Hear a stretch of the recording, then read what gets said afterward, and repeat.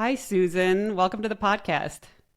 Thank you so much for asking me. This is really an awesome opportunity, and it's really good to meet I'm you. so glad to have you here. You have your memoir. It's called Bitterroot, and it's a really well written and important book. So I want to kick off, just start our discussion with if you could just briefly describe your adoption story. And when I say that, I know that when you were younger, during your childhood, you didn't really know the facts of that. But now you have more facts, not necessarily all that you want to have. But from your vantage point now, if you could just kind of describe what your adoption story was. My adoption story was that I was born to my mom, who is a tribal member of the Salish and Kootenai Confederated tribes. My father was white. He passed away when I was 5, so I don't know anything really about him. I know a few facts. But our mom she had trouble being a mom. And by the time I came along, I have 2 older sisters, well, 3 older sisters, and then there is a younger brother behind me. And 3 of us, the 3 younger ones, were placed into different families because of her neglect. And when I've talked to family members, neglect was never up for argument. It's the only thing that can describe what happened to us. And so at 2 years of age, I was removed from the home at 18 months. And at 2 years of age, I was placed with my white parents. They were unable to have children. And I lived pretty much in rural Montana, the rural American West, which has its own ideas about what it means to be American Indian. And I started being, of course, curious as to where I came from very early, when I was 6 or 7. But it was a question that my dad didn't want to answer. And he finally answered me when I was 15. And at that point, I became very curious about who I was and where I'd come from. But it was going to take me almost another 15 years, a little over 15 years, to find out that information. I was in my 40s when I started realizing that I had a lot of questions, and not only about my situation, but what was it like for other adoptees like me, American Indians that had been placed in white families. So I carried out my research at the Colorado State University, and that became the book Mixing Cultural Identities Through Transracial Adoption. And then in my 50s, that's when I wrote the memoir Bitterroot, a memoir of transracial adoption. And so now I'm in my mid 60s. And when I look back on this arc of a life, I really feel strongly that there is an aging component to it, of when we feel comfortable asking questions and when we feel comfortable speaking out, and when our questions cease to become just about us, but start to become about a larger cultural issue. Mm-hmm. So let me talk to you about this. You've talked about your story, being American Indian, and then being removed from your biological mother and placed with a white family. And in your book, you describe how you experienced, I would say, just a profound sense of not belonging because you're living with this white family, but you're visibly people see you as American Indian to some degree, and you're caught between these two cultures, and that becomes much more of a, I guess, intense situation for you as you learn about your American Indian family and you meet people and you try to sort of integrate into that culture as well. But it's just, there's, no matter where you go, there's a sense of not fitting in, is what you describe in your book. Tell me about that, and I'm sure a lot of people share this, adoptees, biracial people who grow up in one side of the family, not the other, share this sense of division or a lack of belonging. Tell me about that. Well, the reason I delved into my research is because the things that I was reading at the time about transracial adoption is that whatever issues we had belonged solely to us. we were the ones that were messed up. We were the ones that had higher suicidal tendencies. We were the ones that had more drug abuse tendencies. And to be honest, I got tired of being blamed for something that really was so far out of my hands. And so in my cultural anthropology course, I really wanted to ask the question of what happened to us. And what really became clear to me is that we are not the ones with the problem. We know who we are. We are American Indians who happen to show up in white America. Who had the problem with us was white America, because now we don't label easily. We talk white, we know all the same education, we know all the same history. We have all these boxes checked for who is white in America, except we look very different. And that looking different, being American Indian, has a very specific history, and it's a very negative history in American culture. When we try to go back to the reservation, we meet the same kind of problems in that we look Indian, but we don't know our family, we don't know our customs, we don't know our culture, we don't know our language. We have so many boxes that are not checked that we are seen as inauthentic. And there's been so many reasons for that inauthenticity, which the government has visited on us as far as a genocide, a cultural genocide, and a genocide in its most pure form. So authenticity becomes a real important issue in both of these communities. And if you look different or if you act different, well, how authentic are you, and do you really belong? Do you really belong in this circle? Exactly. It's like you mentioned something about labels. I thought about this after I read your book and contemplated different concepts from it, because I think there is just that human tendency, and not everyone, and I'm just saying generally speaking, to want to simplify or to label or categorize, to make it more simple, to make it more understandable. And so it's like this idea that we can't just people can't just show up as they are, that you are American Indian who grew up in a white family. Like that's who you are. That's the authentic you. And there's all these complexities to that. But then there's the additional aspect of belonging, a sense of belonging, a sense of being welcomed or accepted. And that's what I guess it's like you're talking about, is there hasn't been a sense at times, or maybe at all, of being accepted on either side of the aisle, fully accepted for who you are. And so you talked about in your research that you've kind of delved into that a bit. So I'm curious what you have discovered, what kinds of conclusions you've drawn in terms of how society or groups cause that lack of sense of belonging in the individual. Well, each group has its own criteria for belonging, right? And for white America, it's that, and status also. So it's a kind of a multi-dimensional space that we inhabit. It's not like we can choose one circle or the other circle. Each of these circles have multiple floors. So the more authenticity you have, the higher the floor. So in white America, I grew up middle class. I go up a floor. I have a college degree. I go up several floors. I travel. I enjoy the arts. I am familiar with the literature. I'm heavily familiar with the cultural piece of white America because that's where I've been raised. So I go up a lot of floors. But the thing is that I'm brown. So I'm never going to be at the top tier unless I bring a lot of money. If I have a lot of money, I might make it closer.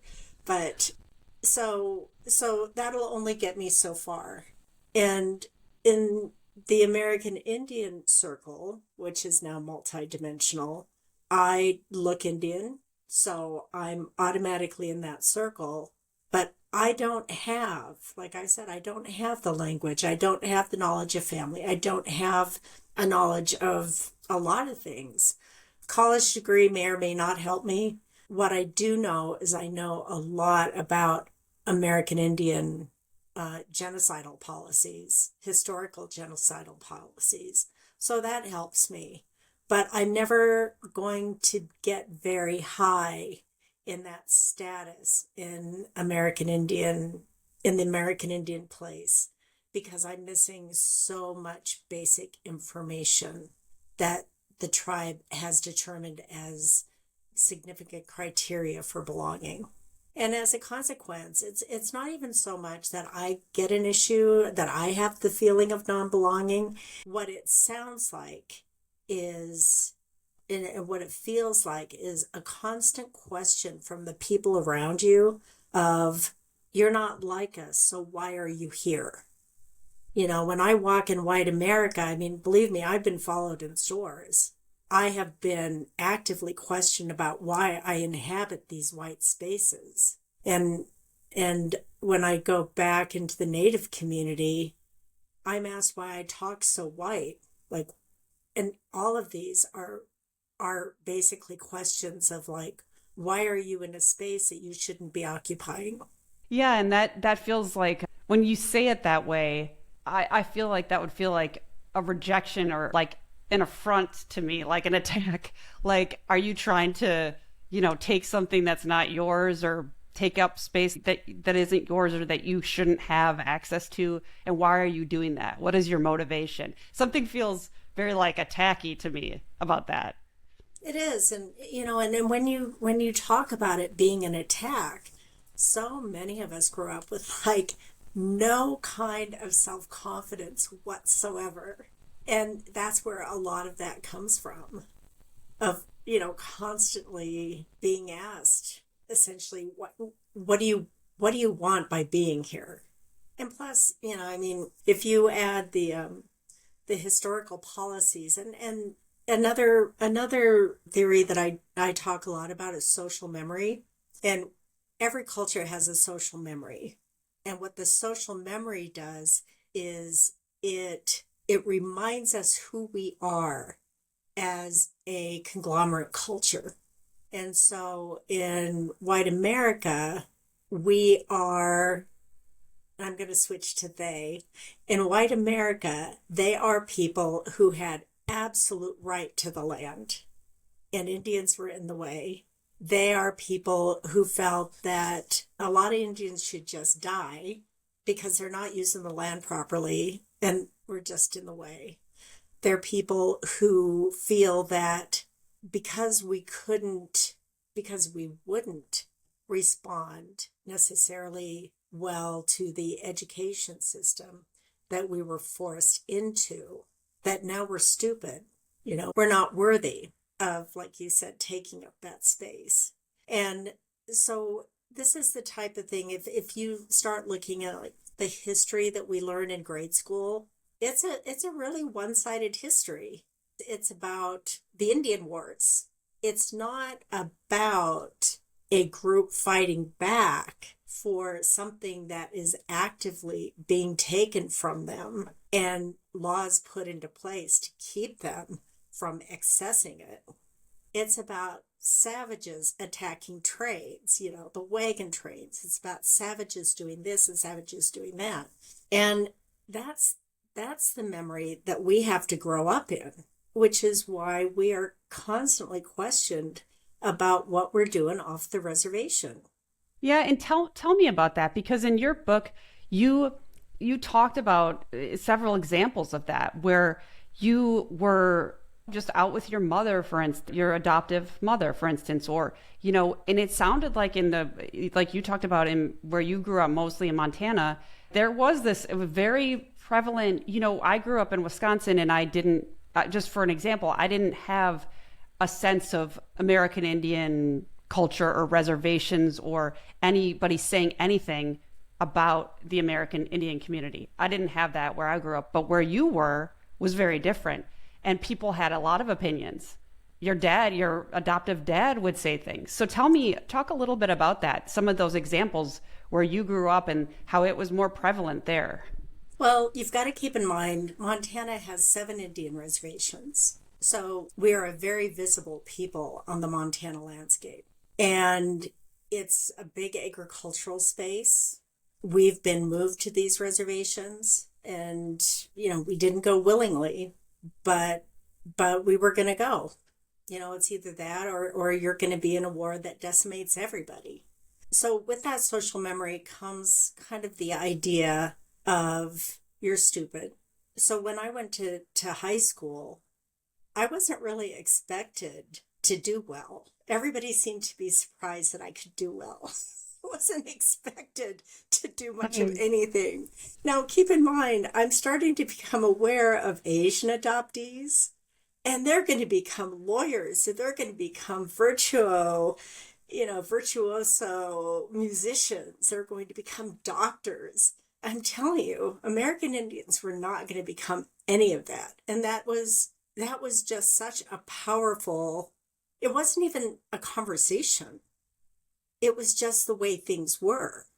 So for instance, when I was in college and I had to meet with an advisor, and it was an economics advisor, and math was not my forte. And I didn't know anything about economics anyway. And he just said, he didn't look at my file because he felt that a conversation would be better than looking at somebody's file. And he said, so what do you like to do? And I said, well, I like a lot of things. I like science. I like literature. I like writing. I like anthropology. And I said, because I have to be honest, because I have to be authentic, because that's the only life I've ever had to have. I'm not good at math. So whatever I get into cannot have a lot of math in it. And his first response, like, he didn't say, well, you could go into dance, you could go into music, you could go into, a social science of some sort. You could be a journalist. Instead of saying that, he said, I think Votech would be a better place for you than college. And at that period of time, that's where Indians were supposed to be going, Votech. Because, we weren't supposed to accomplish much of anything. And I mean, and that was the shuttling that was done. I can remember shopping for a pair of jeans, and my mom wasn't with me, and the woman just kept glaring at me. And, she talked nice to everybody who was in there. And I mean, I was a teenager, but by the time my mom came in, I was so ashamed to be in that store with such hatred staring me in the face that I bought a pair of jeans that were like 10 sizes too big for me, just so we could spend money and just get out of there. My mom knew what had happened, but it was just, and when I've told some people that story, they said, well, you're a teenager, you're gonna rip things off. And it's like, I wasn't just a teenager. I was an Indian teenager. And it's hard to explain to people who have not seen, and they're called microaggressions, who haven't seen those microaggressions, or they haven't been privy to being on the receiving end of the microaggressions. And it's really hard to get people to understand how real they are and how many messages get passed during these really small, seemingly innocuous encounters. Yeah, I think there's another example that just pops into my mind from your book, where there was a man at some point, I think you were working during your college years, and he just says to you, I don't care what people say about you guys or you people. I think you're pretty decent, or something like that. I don't care what people say. I think you guys are pretty cool. And it's like he probably thinks that he's giving you a compliment, but that to me is a microaggression. That is there's so many little examples of that you talk about that I think would just wear a person down, where it's people asking you, what ethnicity are you? And I really felt that in your book, that sort of exhaustion, emotional exhaustion from explaining yourself, or for people making comments or asking questions. So yeah, tell me a little bit about that, because there were a lot of examples of that where I think that would really wear you down. It is exhausting. And it doesn't end with the book. Recently I was invited to participate in a Zoom book club, and I spent the whole hour defending why I wrote Bitterroot, because what I kept getting was, well, that doesn't happen in our state.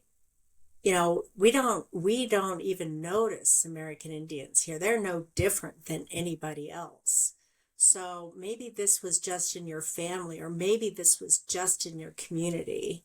And it was like an entire hour of that. And I I don't know how else to explain the constant requirement to help somebody understand why you are here when you shouldn't be here. And I mean, and it doesn't matter what you say. I mean, it doesn't matter if I say, well, I was adopted. That opens up like a whole Pandora's box of, well, then what happened to your family? Did they drink? Did they, do an Indian dance? Talk to me in Indian language. And it's constant.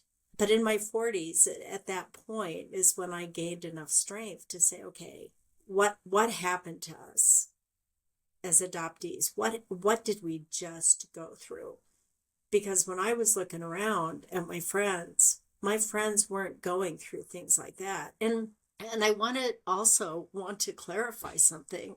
When I wrote Bitterroot, I really tried to portray my adopted parents as as evenly and as real as I could. Because one of the big questions I get is, my God, you were raised by an alcoholic father and a mother who was mentally ill. And it's just kind of like, well, my mom wasn't mentally ill all the time. Mm-hmm. She was a really, really good mom. And my dad was an alcoholic. But you know what? A lot of people in Montana were alcoholics. A lot of people in Montana had mental issues.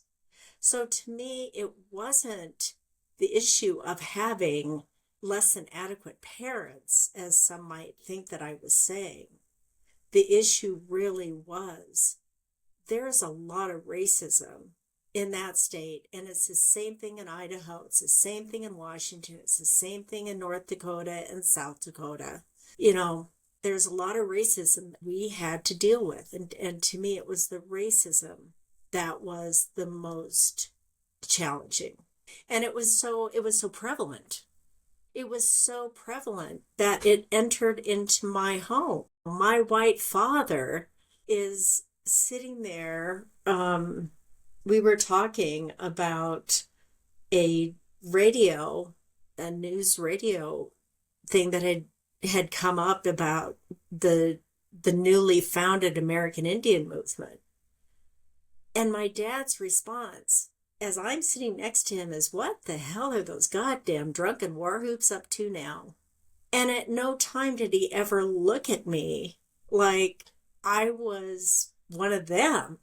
And I think that's the thing about adoption, is that when you remove a child from, an obvious dysfunction, that you've saved them, that somehow they're going to inherit all that's good about you're raising them in white America. And what they don't realize is that you've got a lot of other issues to deal with that they will never know about. Right, right. And, that's so interesting because he's saying that to you, not even thinking that you are one of them. And then you're having to live in this, like, I would call it like fractured existence of realizing that you do come from the American Indian world, now living with him. I don't know. I don't know. I just feel like with identity, with belonging, it's so much more to grapple with as you're Well, growing up. yeah, and the thing is that you're really taught to hate where you come from. I mean, you're really encouraged and taught to hate where you come from, which essentially begins to translate, and you're encouraged to hate who you are. And I mean, and that is lifelong. One of the things that I found out in my research is I talked with adoptees about positive and negative descriptions of American Indians that they heard in their families. And by far, the vast majority of the adoptees heard negative descriptions about American Indians. We were drunks. We were, especially if you were a girl, you were loose. We were thieving. We were all these negatives. The positives were somewhat positive, but they were also stereotypical, right? We were artistic, we were family oriented. The thing that really, I think, made me angry is that very few of us heard that we were intelligent. Almost none of us heard we were intelligent. And we have to get real and realize we're being raised in a culture that really values intelligence and really values education. And if you're never told that you not only can be part of that, but are part of that, man, you are never, it's going to be so hard for you to catch up with anything.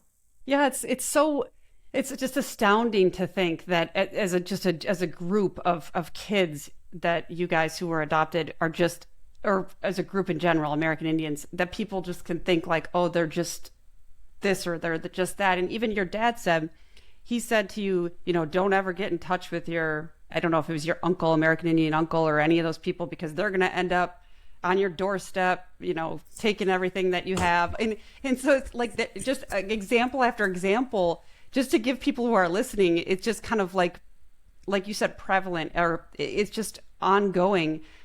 Just this idea of labeling a group. And again, I think maybe, I don't know if it goes back to that idea that it just simplifies things for people or makes them feel like, I don't know what it is, but it's crazy to think. And then not only that, but you're putting upon children that just not even saying anything, but by not maybe putting the expectations on them. Like the counselor saying, go to Votech, just constantly. That's what I'm talking about, is those little, they seem little, but they're big things that just add up and send messages, even if they're not directly stated.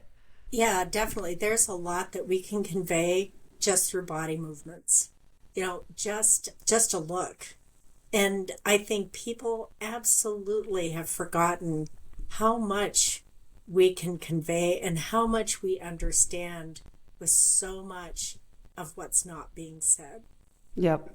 And so let's switch gears a little bit to talking about when you did start to finally meet some of your American Indian family. And that was quite a journey that you had to go on to find out, because you were not given this information. I mean, you had none of this information when you were growing up, and actually had faulty information.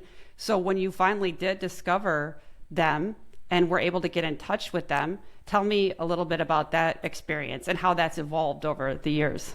To meet your family for the first time, I'm going to be honest, it can be a really uncomfortable situation for everybody involved, because you have expectations. I had expectations about what my family would be like, what they would look like. I don't know, I'll be honest, I don't know what their expectations were, if anything. But when we come home, we are a reminder of what somebody couldn't do. We are a reminder that somebody couldn't be a good mom. We are a reminder that we were removed for a reason.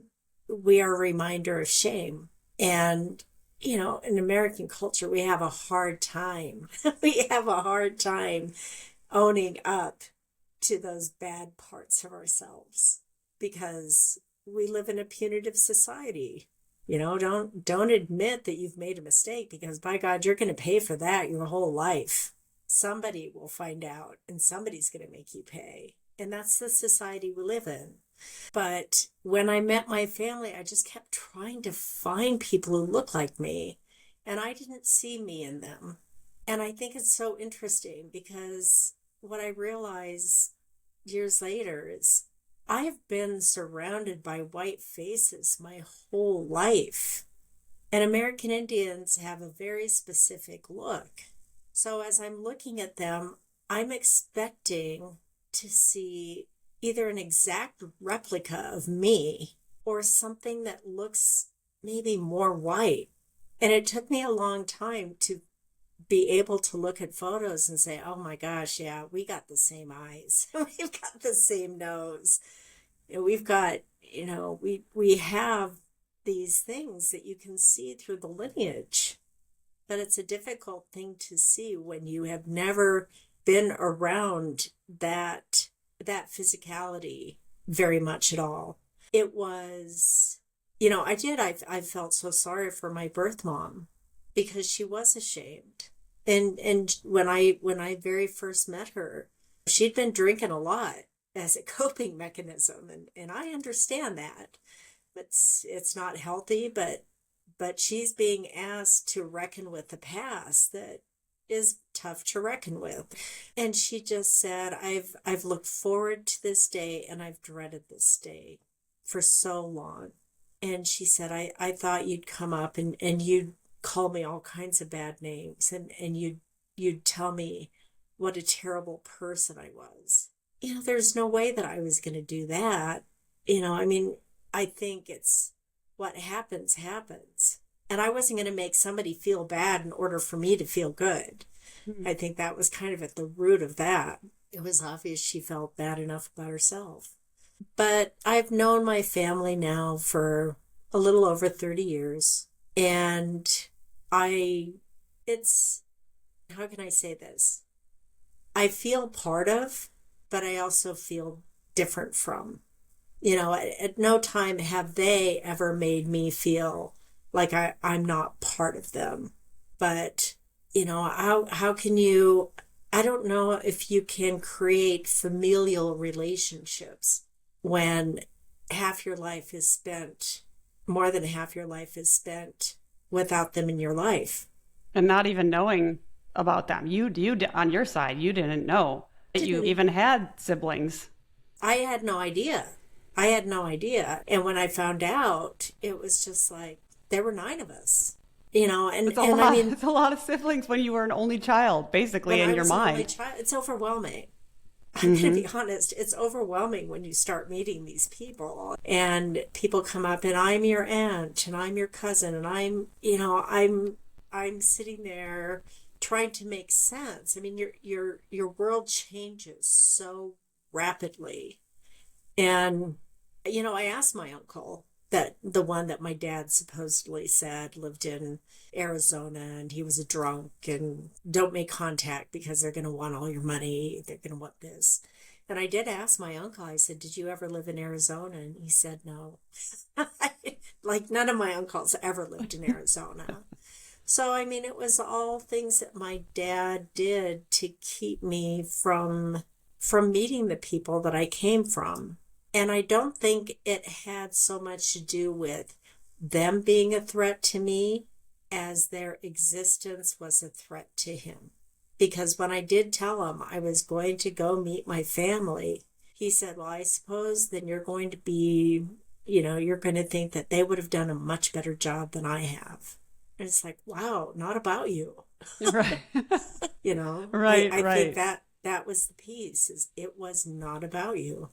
And Yeah. that's what I think Interesting. adoptive parents need to understand, is that we have this absolute need to find out who we are and where we came from, because we live in a society that values a genealogy, it values a heritage. People take such pride in their family trees. And when we're in the adoptive family, we are penciled in. We can be erased at any time. I thought about that when I was reading your book. I felt it before in these podcast interviews. It's like this realizing how much people who grow up within their family of origin take for granted. And I don't mean it like it's not, I don't mean this like that it's a bad thing, but you just take for granted that you know where you come from, that you know your relatives, you know your family. Even if you're not close with your relatives, you know who they are.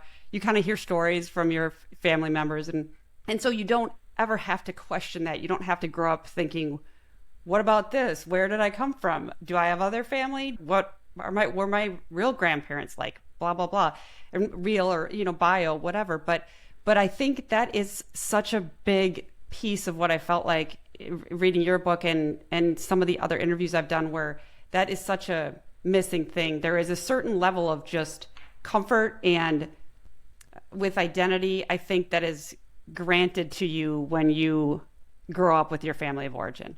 And that feels like that would feel like quite a void to not have Well, that. it is. I mean, I noticed that in high school as I'd go to my friend's house and then they're talking about their daughter, of how she really looks like her aunt. Oh my God, my daughter looks just like their aunt. Or, my son, you know, hates peas just like his uncle or his grandfather, and I mean, I just sat there and I thought, I have no idea who I'm like or who I'm not like. I have none. And it's not a big thing, but it begins to feel like a big thing. It feels like when you're reading a book, our life starts on chapter 3. What happened on chapters 1 and 2? Like it's like those pages have been ripped out. We don't have any idea what happened on 1 and 2. And in any good story, that's foundational. Chapters 1 and 2 are foundational. Well, I can 100% understand why you went after this information. I can totally understand that. I would not like that not knowing. I would not enjoy that. And I think you kept trying, and even though at times you give up because you're faced with a lot of obstacles, you would go back and you would try again. And you got there and now. And I feel like knowing has got to be, even if it's not this perfect, happily ever after, your story as much as you can. Right. Although you wanted to get your adoption file, but nobody will turn that over to you, it seems. Well, and it's not even so much my adoption file. I've got my adoption file from the judge. I do have that. Oh, you got it. Good. But I don't have the file that I want from social services. That's the one that I'm missing. And I don't know if I'll ever be able to get that. But that one has the rest of the story. Because it seems like you really want to understand, the time that you were taken more. Like, what exactly happened, right? Right. I got that from your book. Right. Yeah. It's not enough to know something happened and I was removed. It's like, well, what happened? I know what it is now, but at the time it's like, was this like a first offense and they removed me? Or how bad did it have to get before they removed me? And, and this brings up another piece that I think is really important is I think we have to be real about what that removal has done to us. I was asked by an adoption lawyer to talk about the benefits of my adoption. It was a very public question. I was a keynote speaker. It was a very public question. Wow. And he said, well, look at you. You're dressed nice. You have a good way with language. He said, you're obviously educated. And he said, do you think that you'd be up there at that podium having this conversation if you'd remained with your native family? And I mean, there's so many problematic things with that. That's pretty loaded. It's very loaded. And it really wasn't until I was talking with my husband about what he said. And my husband just looked at me and his jaw dropped over. And he's like, would he have said these things to a white woman who's up there? I just sat there and I thought, oh my God, I didn't even think about that. But, but I did say, you're right. I received a lot of benefits. I did. I received a lot of benefits that probably would not have been available to me, but I paid a high price for those benefits. Yeah, it's not all one direction. It's right. It's not like, wow, I get to go to college. It's like, wow, I had so many people wondering what the heck I was doing in college. And I mean, it continues to this day. And I still fight self-confidence issues to this day. It never goes away. Those traumatic things that people say, that people do, that people assume, that have built up over a lifetime. Oh, man, it's all of that. There's so many layers to it. And that's why I think it is so good that you did research into other transracial adoptions, because I think there's a lot of layers. There's that we've touched on a lot of these things, but it's just not a simple situation. There's fractured identities, there's racism even within your own adoptive family, and then the society expectations on both sides, cultural expectations. It's really complicated. And I want to move into the idea, because we're kind of touching on it, but this idea that you're basically, and there is a quote from your book that you kind of said, I'm not sure the spiritual reason for my adoption.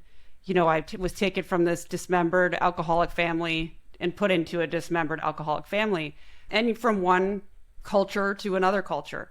So I do want to discuss, what is your take on that now? And what is your take on each of your parents? You don't know much about your biological father, but each of your parents and their role in your life now. And if you have to look at it from a big picture or a spiritual type vantage point. So to answer your first question, there is such an overwhelming thought that when you are removed from a dysfunctional family, if you go to a white family, it's going to be great. That's going to be like, that's where you're really going to unlearn all the awful things that you learned about being Indian. You're going to go into this white family and they're going to have all these resources and they're going to love you because you're a wanted child and you will get all access to all the rights and privileges of being white, except you won't. You won't. So when people say, as a matter of course, well, they needed to be removed and placed with a good family, and that good family is always white, there's a message there. And if you want to see what that really looks like, flip the script. And I've asked this of white audiences before. How would you feel if suddenly one day you wake up and your children were being removed from your care and made to live with American Indians or made to live with African Americans? And I mean, you could just see heads exploding like throughout the audience, because that wouldn't ever happen. Like, they couldn't even make the leap. Like, that just wouldn't ever happen. And so, I still think that that's a valid question.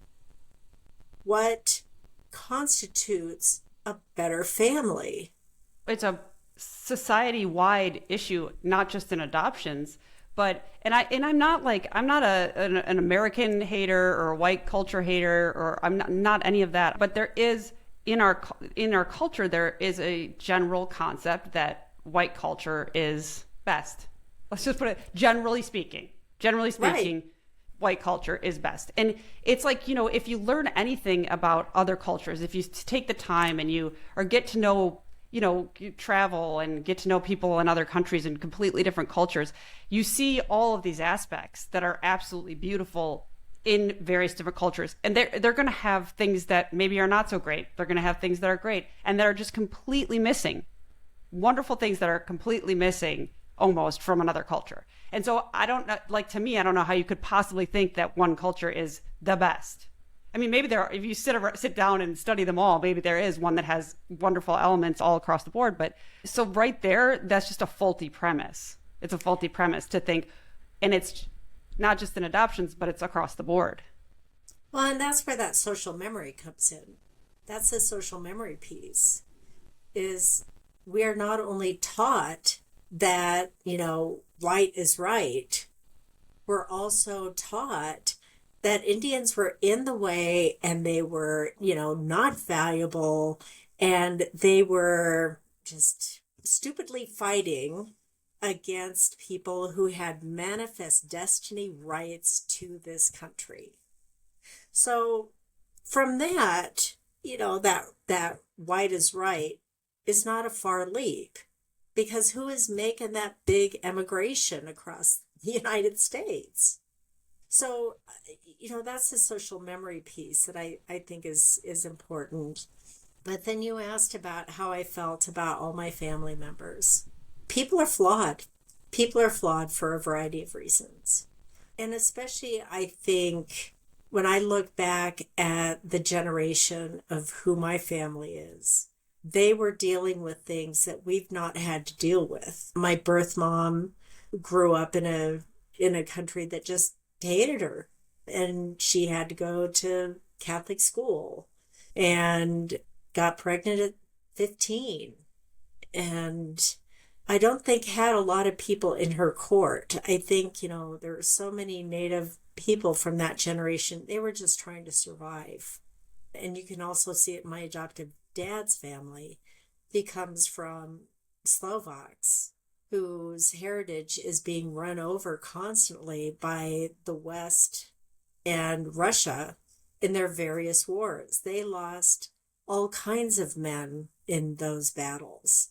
And I think when you are living in a violent time, in a violent place, love and tenderness are luxuries. Survival is number one. My mom grew up in the Depression. They were poor, poor, poor, really poor. Her job was survival.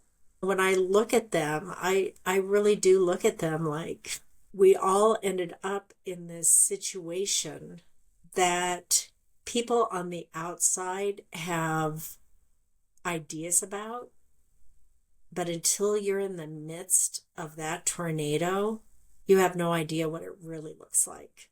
Oh, yeah. Yep. And I think survival was number one, and they tried to be good parents. I think they all, to some extent, tried to be good parents. They had their own goes. Yep.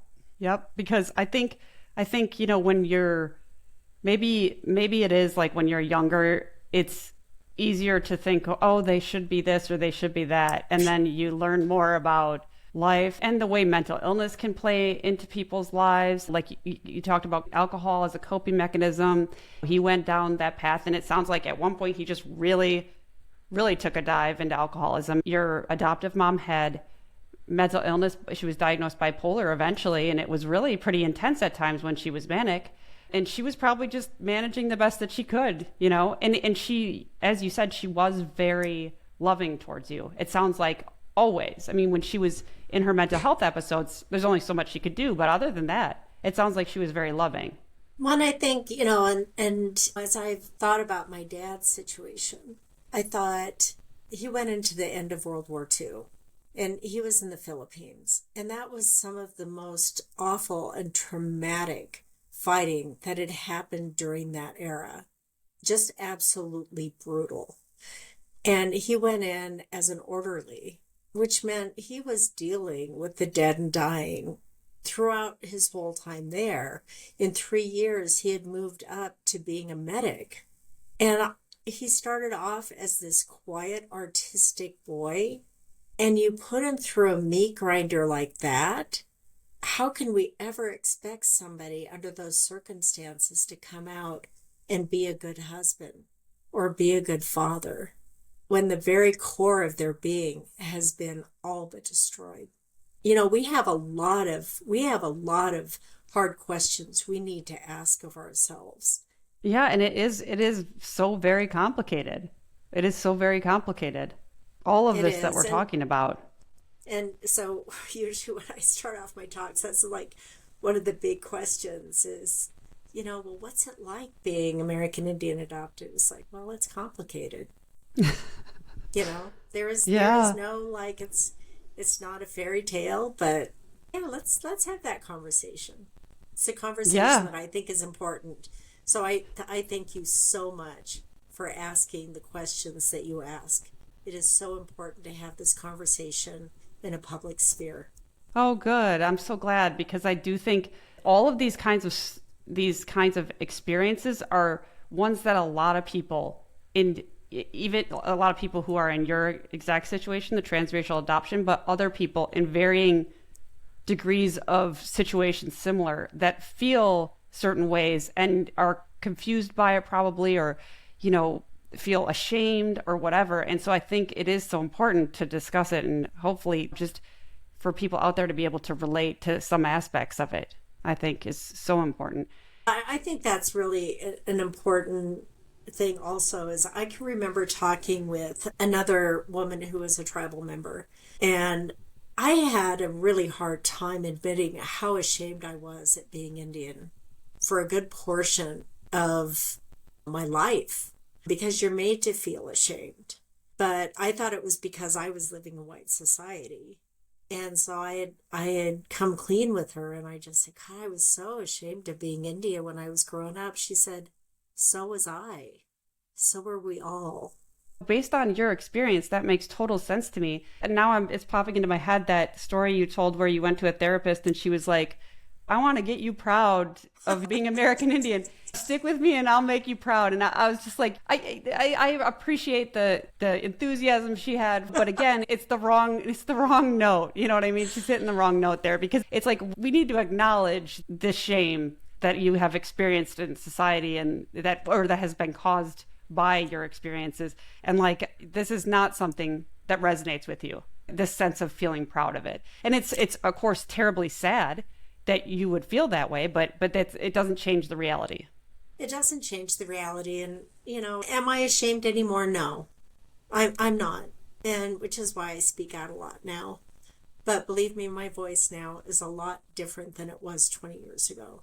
Yeah. Not just you, it's everybody I interview has in one way or another gone through some sort of shame and sort of secret, hidden shames and pain that they have like come through, evolved through, written about, speak about. Now you go from one end of the spectrum to the other, and it's such a beautiful thing, such an amazing thing. That's why I like to talk about where you start, what the journey was, where you are now. And it's not like it's a perfect ending. Like you said, self-confidence is something you're just gonna always struggle with. It's not something that goes away.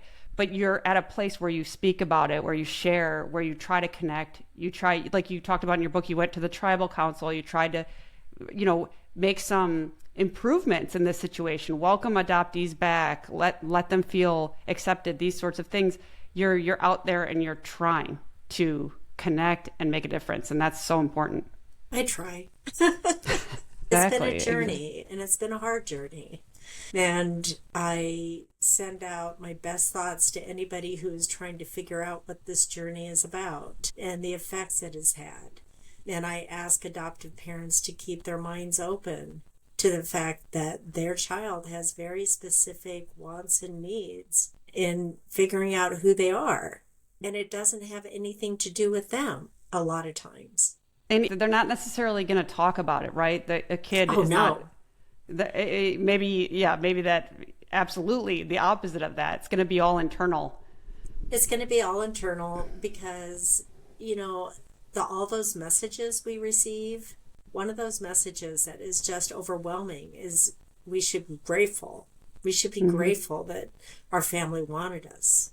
We should be grateful.